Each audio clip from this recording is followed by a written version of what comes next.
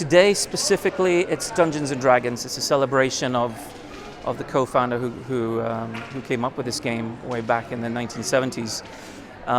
But the organizers are essentially the Gibraltar Tabletop Gaming Society. And what we do is we normally meet up every Thursday at Latinos and Casements, and we play all manner of tabletop games, mostly because we believe that social gaming is very important. And quite recently, it's had quite a bit of a boom in terms of some modern games.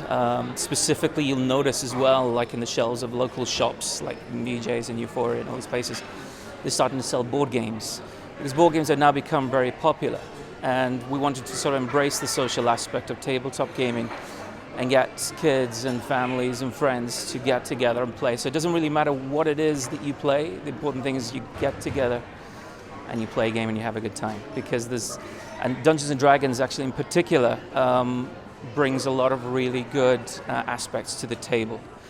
So there's a lot of like improv, there's maybe a certain degree of maths, but nothing too complex. There's also dealing with probabilities, with teamwork, all that sort of thing. And this stuff, and it's a very sort of unique experience. And you've seen it recently in popular media and shows like Stranger Things, for instance. Where the protagonists use Dungeons and Dragons as a point of reference to explain all the strange supernatural stuff that's happening. So today is mostly a celebration about that. Well, you mentioned there popular media, Stranger Things in particular. There's a new Dungeons and Dragons film. Is it a case of what's old is new again? Because we went from board games to video games to board games. Yes. The funny thing with Dungeons and Dragons in particular is that the people that used to play these games, I mean, including showrunners like the Duffer Brothers, who came up with Stranger Things. The cool thing with this is that these people used to play these games, and they were quite enclosed groups and quite, private in the way that they would hold them, playing in basements and whatnot.